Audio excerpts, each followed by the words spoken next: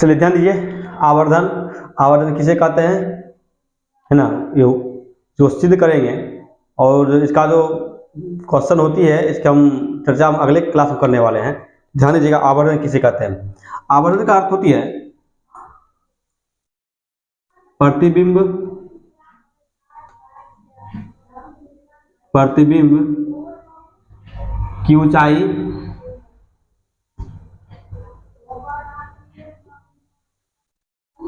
और वस्तु की ऊंचाई, वस्तु की ऊंचाई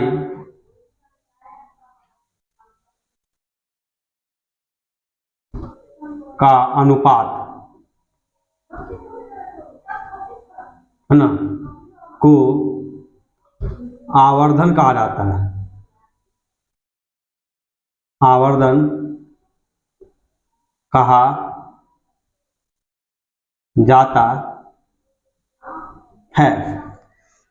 होता क्या है, ध्यान दीजिएगा, ये वस्तु की ऊंचाई क्या होती है और प्रतिबिंब की ऊंचाई क्या रहती है। मतलब कहने का है, अगर हम आवर्धन बराबर लिखते हैं, आवर्धन बराबर भाषा क्या बोल रही है, अनुपात, मतलब क्या, प्रतिबिंब की, प्रतिबिंब की ऊंचाई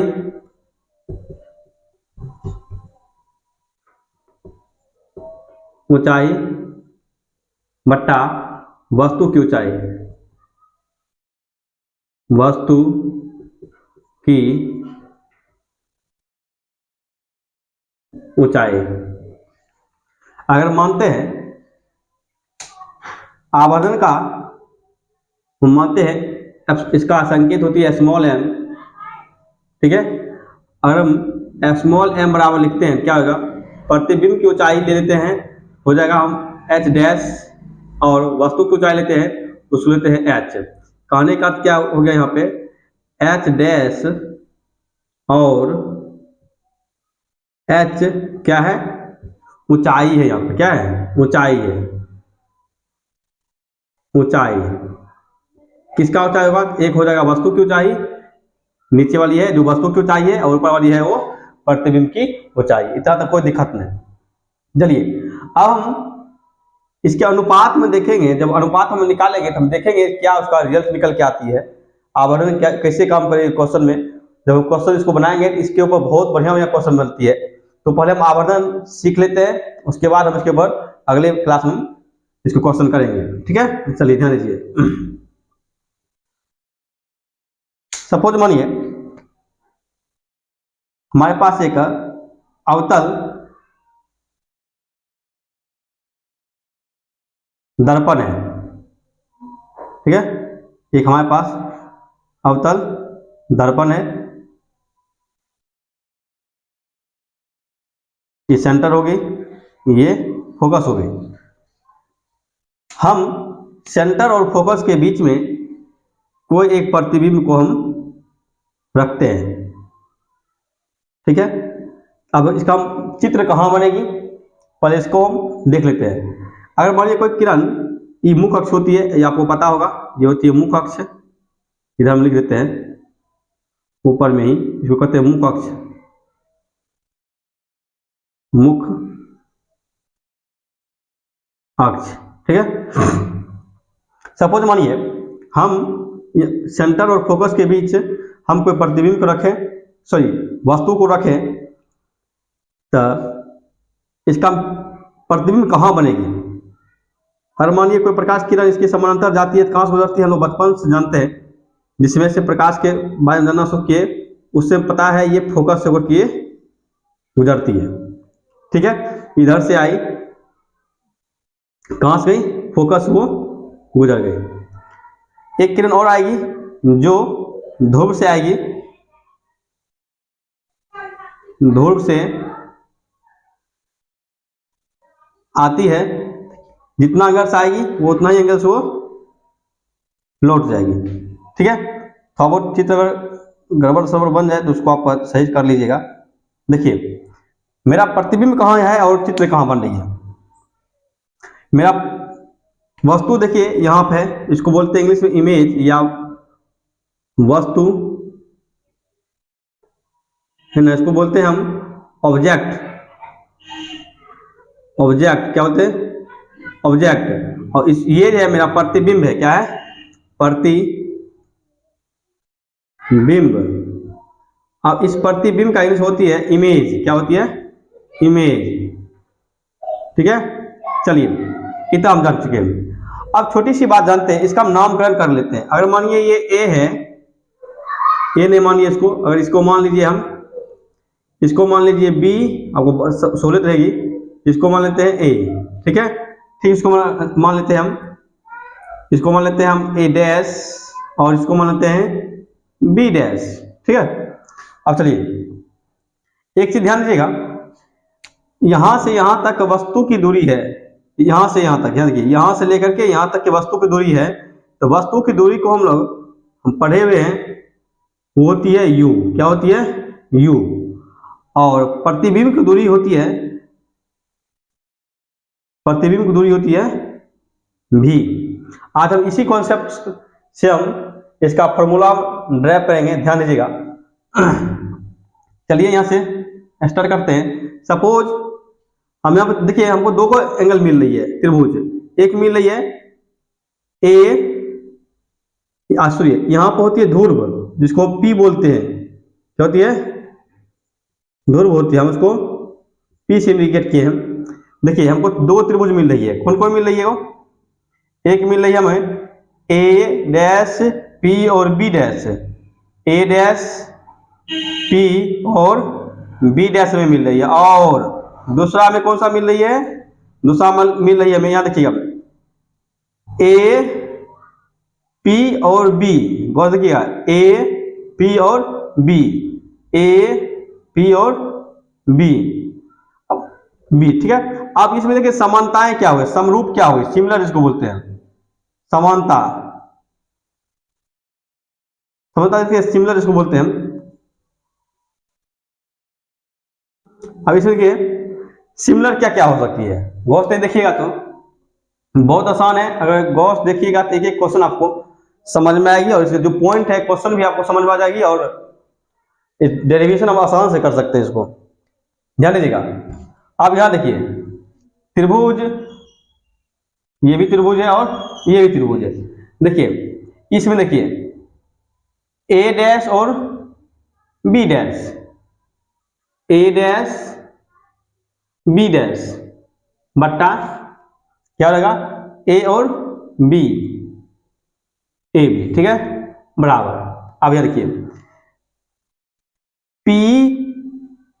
पी से लेकर के बी डैश, इसकी यहां से यहां तक पी बी डैश बाय क्या होगी, पी और बी, पी और बी। अब सर यहाँ पी डैश क्या है, पी बी क्या है, ए क्या है और ए बी क्या, उसको देखो, गौर से देखिएगा। हम इससे पहले देखिए आपको लिख दिए ए बी क्या है, यहाँ पे A B, A dash B dash, यह है हमारे पास क्या चाहिए, ए डैश बी डैश प्रतिबिंब है, जिसको इमेज बोलते हैं, इमेज, इमेज, इमेज क्या है वो, इसकी ऊंचाई है, तो एच लिख देंगे, ठीक है। और चलिए देखिए, तो हम एक चीज पढ़े हुए थे पिछले क्लास में, चिन्ह परिपाटी। चिन्ह परिपाटी में क्या पढ़े हुए थे, ऊपर है तो धनात्मक चिन्ह रहेगी, ऊपर है तो धनात्मक, नीचे है तो ऋणात्मक, दाईं है तो धनात्मक और बाईं है तो ऋणात्मक, ठीक है। अब देखिए वस्तु किधर है, नीचे है ना, इसके लिए चिन्ह क्या होगी, माइनस एच। हम यहां पर लगा देते हैं कलर चेंज करके, इसकी ऊंचाई चिन्ह क्या हो जाएगी, माइनस एच, ठीक है। अब देखिए यहाँ पे प्रतिबिंब क्या था, अब वस्तु को देखिए ए और बी का देख लीजिए, ये क्या हो गया, ऑब्जेक्ट है। ऑब्जेक्ट में देखिए, ऑब्जेक्ट में देखिए ये क्या है, ये चिन्ह परिपाटी ऊपर है नीचे है, ऊपर है, जब ऊपर है तो क्या हो जाएगी, पॉजिटिव हो जाएगी, इसकी चिन्ह क्या हो जाएगी, प्लस, है ना, हाइट में एच, ठीक है। इतना आप ध्यान रखिएगा। क्या के लिए आपको चिन्ह परिपाटी में ये चीज आपको तभी आप समझ पाइएगा चिन्ह नेगेटिव कहां से आई है और पॉजिटिव कहां से आई है। ठीक है, अब ध्यान दीजिए एक चीज और रह गई पीबी। ठीक है, अब इसको भी देख लीजिए पी और बी डैश, पी डैश और बी डैश देखिए पी से लेकर के बी डैश तक, मतलब यहां से लेकर के यहां तक की दूरी क्या है, भी है। ठीक है, यह है वस्तु की दूरी, हम लिख देते हैं वस्तु है या प्रतिबिंब की, प्रतिबिंब की दूरी, प्रतिबिंब की दूरी की सॉरी अस्सी का दूरी का दिक्कत होगी, प्रतिबिंब की दूरी। अब देखिए प्रतिबिंब की दूरी क्या होगी, और नीचे है ऊपर उसको नहीं देखने में, अब हम देखेंगे दाएं और बायां। देखिए ये होती है पी, हम बचपन से जिसे पढ़ रहे थे चिन्ह परिपाटी को उसमें आपको बताया गया था ये ध्रुव होती है, ध्रुव से हम दाईं ओर बाईं ओर ऊपर और नीचे देखते हैं। ये क्या है, ध्रुव है, ध्रुव के बाईं ओर है। देखिए यहां से जब ध्रुव के बाईं ओर है नेगेटिव हो गया पॉजिटिव होगी, ये होगी नेगेटिव, यहां होगी माइनस भी, माइनस भी हम लिख देते हैं माइनस भी। और वस्तु देखिए पीवी, पी वस्तु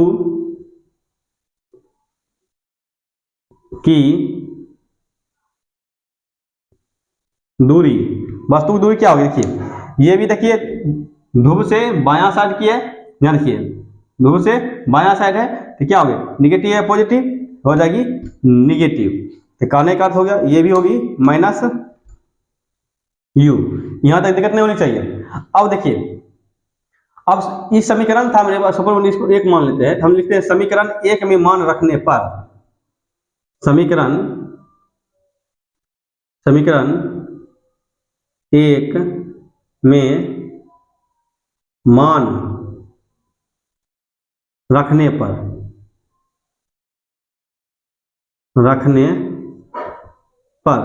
अब बताइए समीकरण एक का मान क्या है, देखिए समीकरण एक क्या है, ए डैश बी डैश बाय ए और बी बराबर बी पी बी डैश और पी बी। अब यह था देखते रहिएगा ये है क्या, ए डैश और बी डैश का क्या है मान माइनस एच, तो माइनस एच, और ए बी का मान प्लस एच। अब चिन्ह लिखना नहीं भूलिएगा, मेन चीज चिन्ह ही है, बराबर पी बी डैश का नाम माइनस भी, यहां देख लीजिए, और बाय पी तो यहाँ डैश नहीं होगा, पी और बी का मान क्या हो जाएगा ये यू, क्या हो जाएगा यू। ठीक है, चलिए आप यहां पे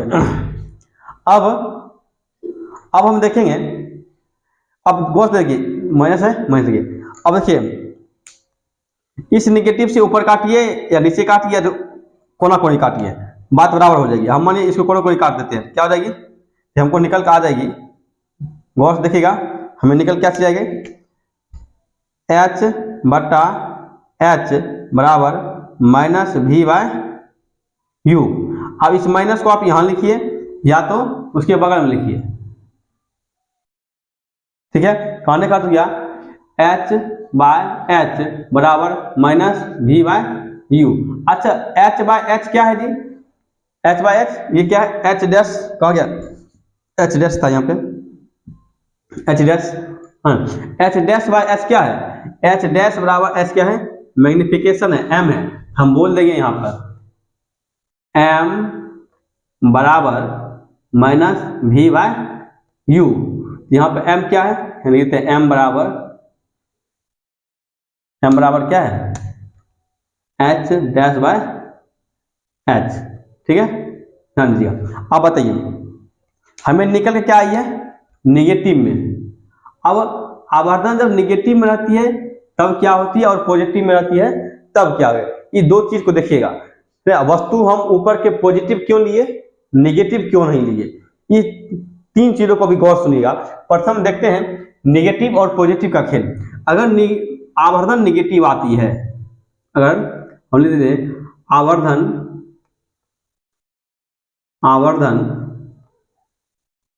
ऋणात्मक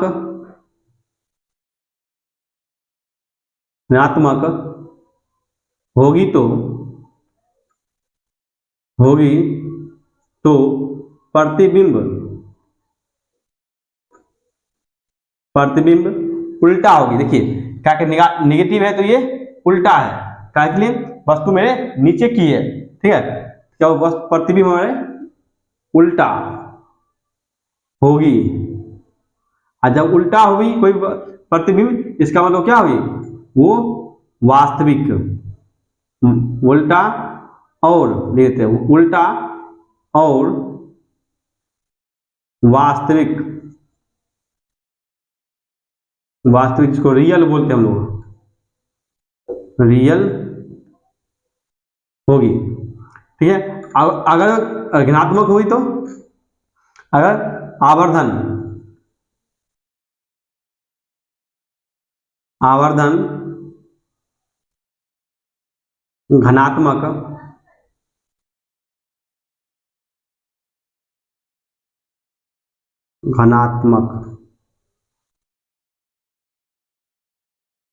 घनात्मक होगी तो वह क्या होगी, सीधा और प्रतिबिंब होगी सीधा, यानी टेस्ट किया और से सीधा होगी तो आवर्धन सीधा होगी तो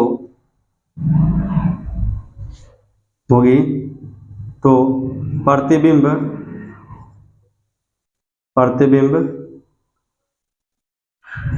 सीधा और काल्पनिक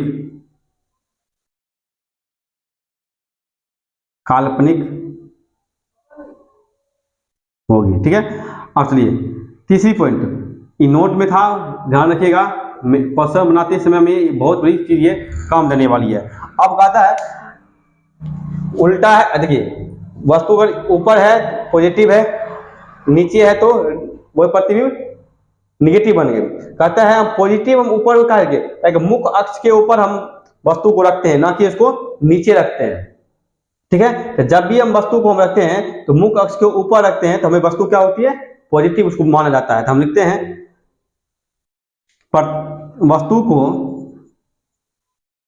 वस्तु को मुख्य अक्ष के ऊपर रखी जाती है, इसलिए वस्तु की ऊंचाई चलते हैं घनात्मक मानी जाती है, घनात्मक मानी जाती है। तो हमको लगता है आप बहुत बेहतर से समझोगे। अगर आप नहीं समझे तो आप वीडियो को पीछे करके देखिए, एक चीज आप समझ जाइएगा। हर एक चीज में आपको कहीं न कहीं एक सुंदर ढंग से आपको लिख दिया गया है, तो आप स्क्रीनशॉट ले लीजिए। तो फिर मिलते हैं अगली वीडियो में, तब तक थैंक यू, धन्यवाद।